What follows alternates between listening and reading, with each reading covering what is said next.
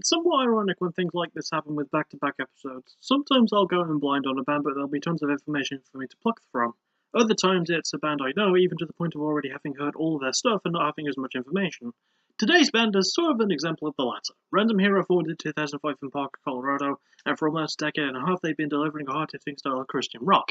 Thanks to their willingness to experiment, their more recently consistent lineup and extensive touring, the band might not be big, but they could be.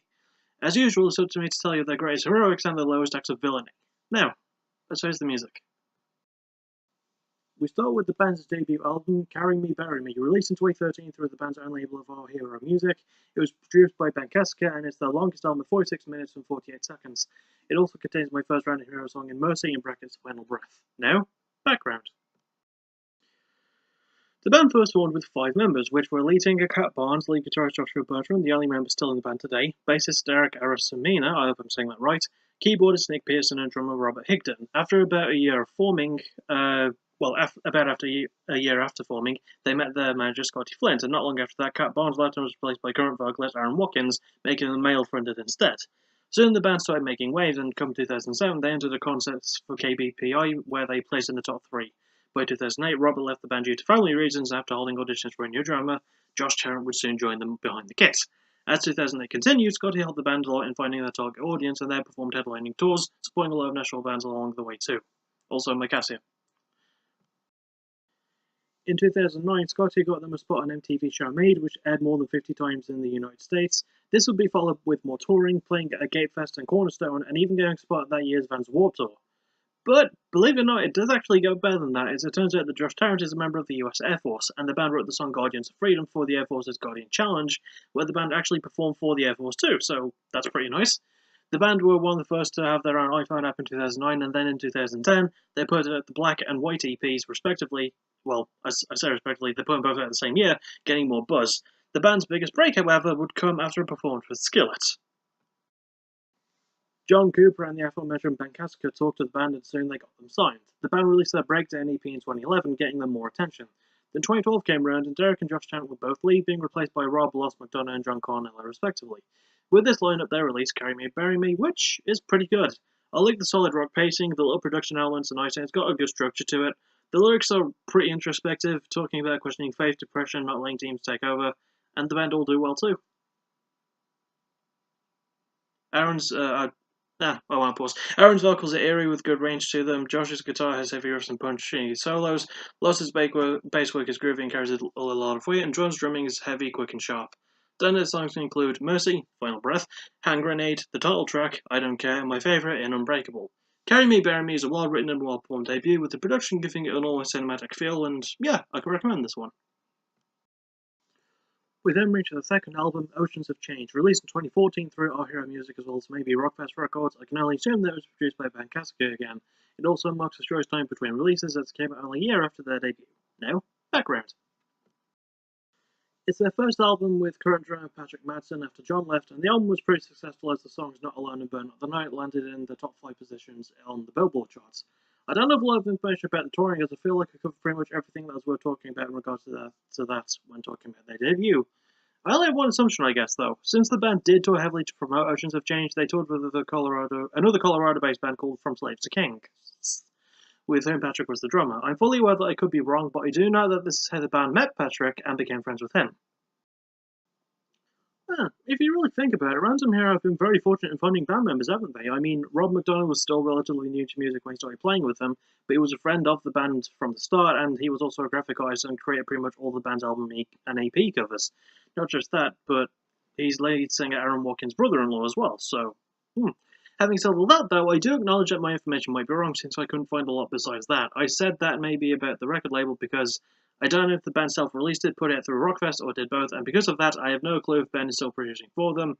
But let's just say that he is, because the dude knows what he's doing. That's apparent from the start of the album, and as it contrasts the start of their debut, whereas that one started almost a bit angelic with a choir at the beginning, along with quotes of peace sprinkled throughout the entire album, Oceans of Change features what sounds like a Doomsday News report on the intro track Soli Deo Gloria, which I only hope I'm pronouncing correctly. While this album does contain the band's darkness showing through, it does lack the first album's quality of keeping those little sprinkled in bits, making it feel less like a sort of concept album. In fact, if I'm being honest, this is maybe my least favourite Random Hero album. Quite a lot of it feels like a repeat of last time, and it does feel rushed in places. It still has a good structure and balance to it, and the lyrics once again cover demons, belief, love, and betrayal, but it just feels rehashed, you know? And it's no fault of the band either. Aaron's vocals sound cleaner and still good. Joshua's guitar has good riffs and solos. Loss's bass work is a bit buried, but does still sound nice when it pops up. And Patrick fits in well and puts in good work on the kit. Standout songs include Lost Cause, Hurricane, Save Me Now, Faceless Enemy, and my favourite in the closing track, Beginning of Me. Oceans of Change might feel like more of the same, but when more of the same still has good performances, writing, production, and is more of what I liked before anyway, I can't really fault that, so I can recommend this one. And finally, we reached the band's third album, The Covering, released in 2017, again through either Our Hero Music or Rockfest Records, and again possibly maybe produced by Ben Casca and maybe Random Hero as well, I don't know. It is their shortest album of 45 minutes and 39 seconds. We do have something definitive at least, so now, onto the background. Once again, there's really not a lot to say, but damn it, I'm going to try and fill up all the space. So, I do remember being surprised about this album being announced since I heard their previous ones back to back in the years that they came out. Usually a band does take that time to put out their next album, which I understand, but I think that this album sort of picked up what I like to call the burn halo effect. For those who are confused about that, that's when a band takes time between releases, usually something to do involving band lineup changes, label changes, and so on, and then coming back usually within the space of about 3 to 5 years and releasing an absolute fucking banger of an album.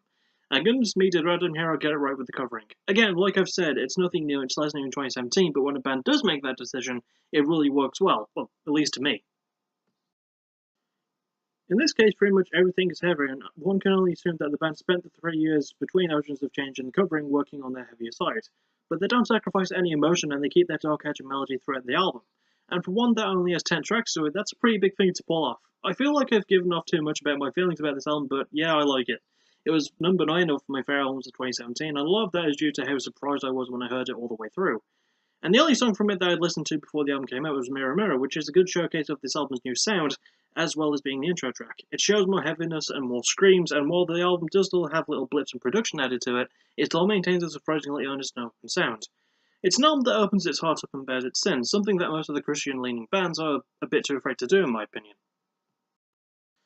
That speaks volumes of the heavy and much better paced structure at the darker tone and the lyrics covering demons reaching out for help, angst and sadness, and the band are all great too, obviously. Aaron's vocals have good range and screaming top notch, Joshua's guitar is punching riffs and solos, Loss's bass is deep and chunky and funky as well, and Patrick's drumming is heavy and paced out. Standout songs include Mirror Mirror, Violence in Me, Running Where I Belong, and my favourite, In Chance to Breathe. The covering isn't too long, but it's filled with great performances, writing, production, and it's just enjoyable. It's really good. So yeah, I can recommend this one. So, let's round them up. Obviously, my favourite is the covering, not just because it's heavy, but I like the stories that it tells. I like to think that the band are on the grind constantly to get that sound just right. Least favourite is Oceans of Change. I don't actually hate it, but it does feel like too much of their debut at times, and too much of it can blur into each other, but one thing I did fail to mention in the intro, though, is that the band are releasing a new album maybe this year. If that is the case, and if it does come out this year, that would be quite a mercy. Anyway, join me next time where I cover Elizabeth turned Tennessee's own, The Showdown, another Christian rock band, well, more metal. And I'll see you, I'll probably see you for a PBW stream, maybe UFC Fight the Night review before that, I don't know. But yeah, I'll see you in whatever the next thing I do is. Thank you for watching, you're awesome, bye bye.